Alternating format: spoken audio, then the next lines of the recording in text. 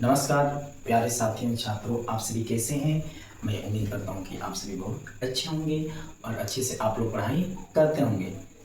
तो आज का जो जैव प्रक्रम का खास जो टॉपिक होगा वह होगा आपका रक्त। क्या होगा? ब्लड। समझिए, ब्लड यानी इसे इंग्लिश में हम कहते हैं रक्त। क्या कहते हैं? रक्त कहते हैं, खून भी कहते हैं इसे। ठीक है, रक्त यानी खून। रक्त से जितनी भी इम्पोर्टेंस आपके पॉइंट हैं उन सभी पॉइंट को इस वीडियो में हम कवर करेंगे और पूरा क्लियर कॉन्सेप्ट आपको बताएंगे। चाहे आप क्लास 10th की तैयारी करते हैं या चाहे आप कंपटीशन की तैयारी करते हैं, ठीक है, सभी प्रकार के क्वेश्चन को हम इस वीडियो में कवर करेंगे, है ना। देखिए, रक्त हमारे शरीर के लिए बहुत ही इम्पोर्टेंस है। अगर रक्त ना हो शरीर में तो हमारे शरीर का विकास नहीं हो पाएगा, हमारा शरीर अच्छा से कार्य कर ही नहीं पाएगा। हमेशा आलस बना रहेगा, कमजोरी बना रहेगा, कोई कार्य करने का मन नहीं करेगा, एनीमिया के शिकार हो जाता है आदमी। तो रक्त जो है ना हमारे शरीर के लिए बहुत ही इम्पोर्टेंट है, ठीक है।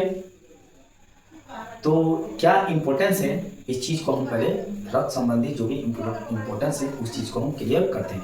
उसके बाद रक्त के कितने भागों में बांटा गया। पहले मुख्य रूप से दो भाग होता है, एक तरल भाग होता है जिसे आप प्लाज्मा कहते हैं और एक ठोस होता है। तो ठोस में आपको आ जाता है आरबीसी, डब्ल्यूबीसी और प्लेटलेट्स, ठीक है। तो सबसे पहले रक्त से रिलेटेड इम्पोर्टेंस पॉइंट यहाँ पे इम्पोर्टेंट पॉइंट्स। इम्पोर्टेंस पॉइंट क्या होने वाला है? फर्स्ट ऑफ ऑल होगा बाबू, रक्त जो होता है रक्त जो होता है तरल संयोजी होता है। तरल रक्त, देखिए रक्त जो होता है तरल संयोजी, रक्त तरल संयोजी उत्तक होता है। क्या होता है? पहला आपका पॉइंट होता है सॉरी, रक्त तरल संयोजी उत्तक होता है। रक्त जो होता है तरल संयोजी उत्तक होता है, ठीक है। रक्त जो होता है तरल संयोजी उत्तक होता है। रक्त कैसा उत्तक होता है? बोलिए, रक्त जो होता है तरल संयोजी उत्तक होता है। रक्त जो होता है, रक्त गाढ़ा क्षारीय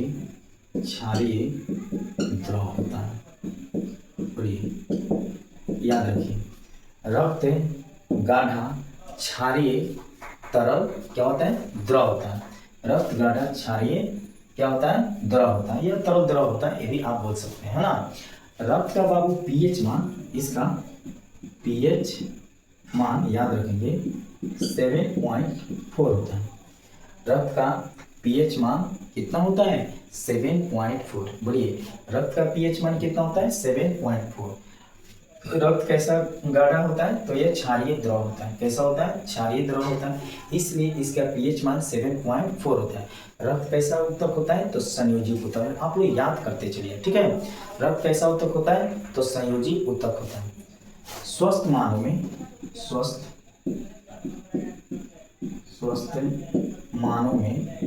मानव में लगभग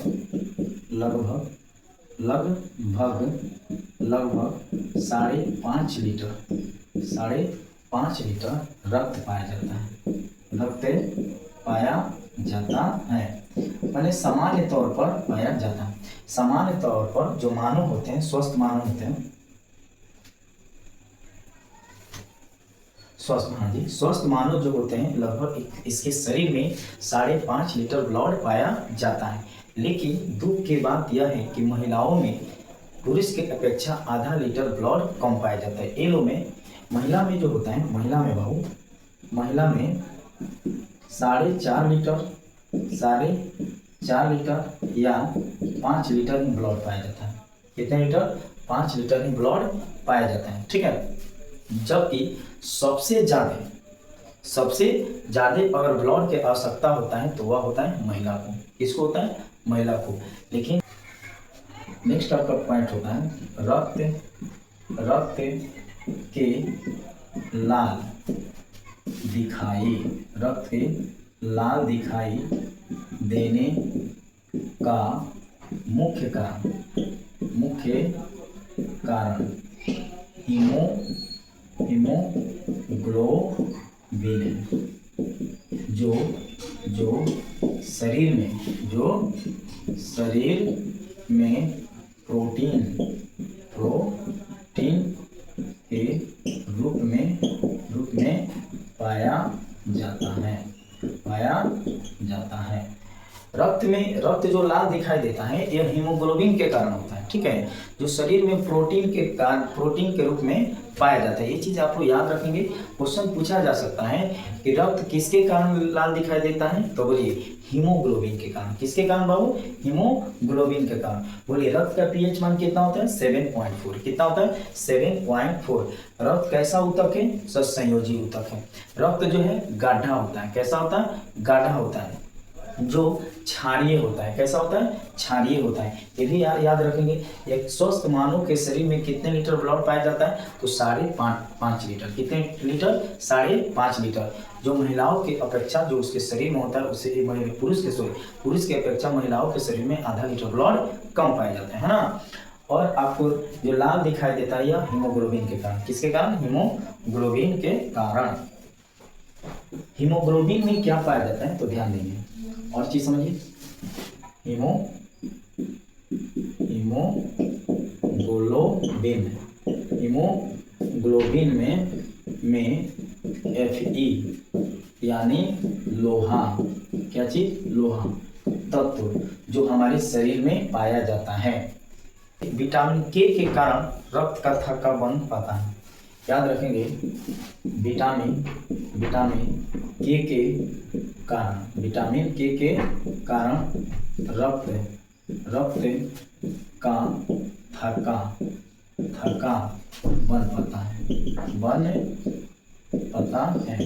देखिए इस चीज को समझिए।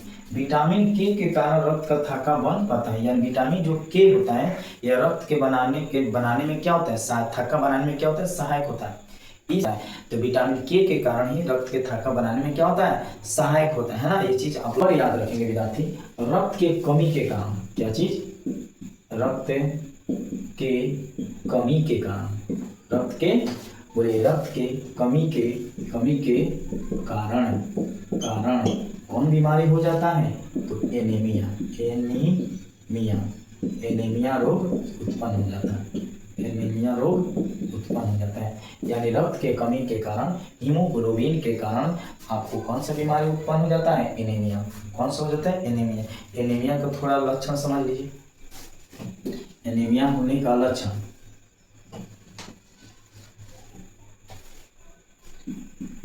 एनीमिया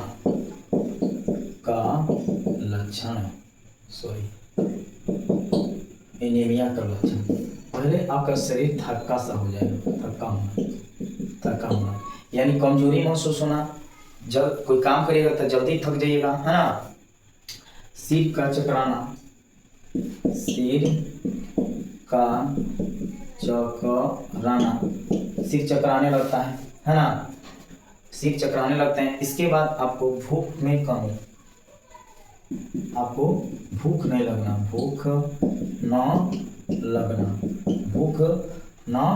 लगना, ठीक है। और 4 में आपका पॉइंट है, त्वचा का पीला होना, त्वचा का पीला होना। तो ये 4-5 लक्षण है एनीमिया का। थक्का शरीर में हमेशा लगेगा, एकदम आलसी टाइप हो गए, कोई काम करने का मन नहीं करेगा, तुरंत आपको शरीर में थक्का सा होगा, थका हुआ शरीर लगेगा। सिर का चकराना, सिर में दर्द हो जाएगा, चक्कर सा आएगा, भूख नहीं लग पाता है, भूख का ना लगा, त्वचा का पीला पड़ जाना, तो एनीमिया का मुख्य लक्षण है, ठीक।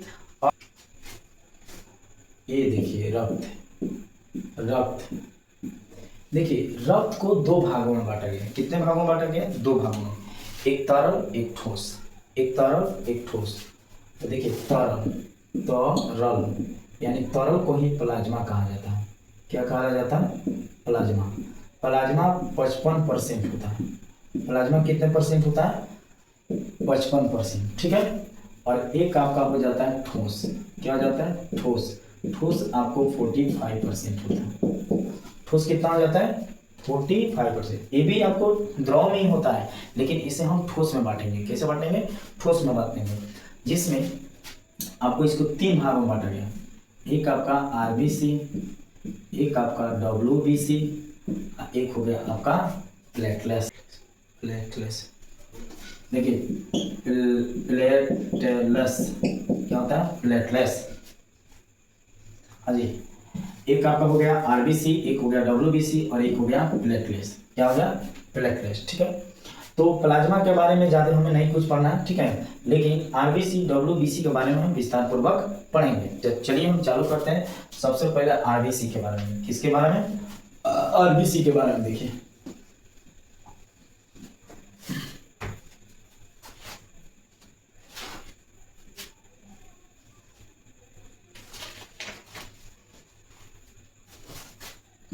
आरबीसी, ठीक है, इसे बोलते हैं रेड ब्लड सेल, श्वेत रक्त कणिका। हिंदी में क्या बोलेंगे इसको? श्वेत रक्त कणिका। श्वेत रक्त कणिका। देखिए, इसमें जो होता है, इसमें विशेष विशेष प्रकार विशेष प्रकार का एक कथी लिखा है? एक वर्ण। हाँ जी, इसमें विशेष प्रकार का एक वर्णक प्रोटीन पाया जाता है, जिसे जिसे जिसे क्या कहते हैं? जिसे हीमोग्लोबिन कहते हैं। इसे क्या कहते हैं विद्यार्थी? हीमोग्लोबिन कहते हैं। यानी इसमें विशेष प्रकार के वर्णक प्रोटीन पाए जाते हैं, जिसे हीमोग्लोबिन कहते हैं। क्या कहते हैं? हीमोग्लोबिन। यानी इसी के कारण यह लाल दिखाई देता है, रेड दिखाई देता है। क्या दिखाई देता है? रेड दिखाई देता है। इसका जीवन काल जो होता है, जीवन काल 120 दिन का होता है। आरबीसी का जीवन काल कितने दिन का होता है? तो 1 से 20 दिन का होता है, ठीक है। इसकी संख्या, अगर इसकी संख्या पर बात किया जाए, इसकी संख्या 5 मिलियन। कितने मिलियन? 5 मिलियन, यानी 50 लाख होता है। इसलिए देखिएगा, शरीर के कोई भी भाग पर अगर कटिंग हो जाता है तो रेड ब्लड आना चालू हो जाता है। तो इसकी संख्या 5 मिलियन यानी 50 लाख होता है। कितना होता है? 50 लाख होता है।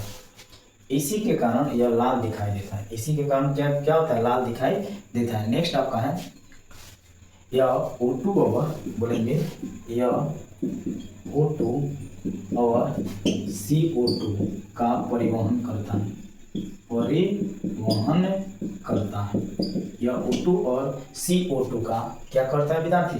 परिवहन करता है। क्या करता है? परिवहन करता है। अब आ जाइए WBC। क्या चीज? WBC जान जाइए।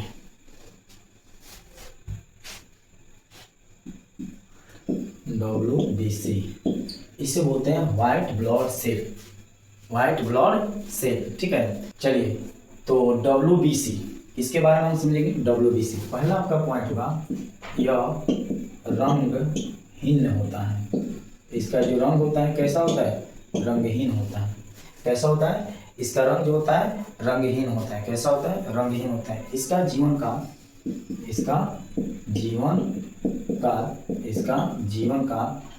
12 से कितना में? हाँ जी, इसका जीवन का याद रखेंगे, इसका जीवन का 12 से 20 दिन का होता है। इसके जीवन का कितने दिन का होता है? 12 से 20 दिन का होता है। इसकी संख्या लगभग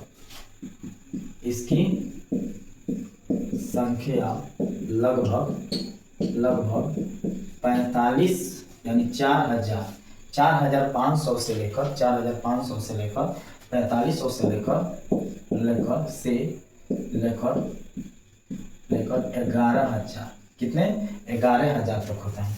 इसकी संख्या लगभग बाबू WBC की संख्या आपको 4500 से लेकर 11,000 तक होता है। कैसा होता है? 11,000 तक होता है। ठीक है। इसके कार्य की बात किया जाए तो यह रोगों से लड़ने में हमें सहायता प्रदान करता है, यानी रोगाणुओं से लड़ने में यह हमें सहायता प्रदान करता है। रोगों से लड़ने में हमें सहायता प्रदान करता है। लिख लेंगे, करता है, यानी रोगों से लड़ने में यह हमें सहायता प्रदान करता है। ये चीज आप लोग याद रखेंगे। यह रंगहीन होता है, इसके जीवन काल 12 से 20 दिन होते हैं। इसकी संख्या लगभग 4500 से 11,000 तक होता है। ठीक है। कार्य की अगर बात किया जाए तो रोगाणुओं से लड़ने में सहायता प्रदान करता है। समझ गए? और वो जो होता है WBC O2 और CO2 को धोने का कार्य करता था। ठीक। अब आ जाइए लास्ट, प्लेटलेट्स। क्या बोलेंगे? प्लेटलेट्स।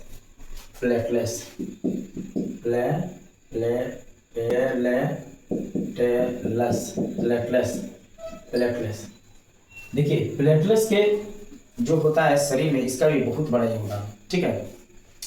यह रक्त को थाका बनाने में सहायता करता है। आपका पहला पॉइंट होगा, यह रक्त को थाका बनाने में सहायता प्रदान करता है। यह रक्त को थाका बनाने में सहायता प्रदान करता है। बोलिए, देखिएगा नहीं, यह रक्त को थाका बनाने में क्या करता है? सहायता प्रदान करता है। इसकी संख्या लगभग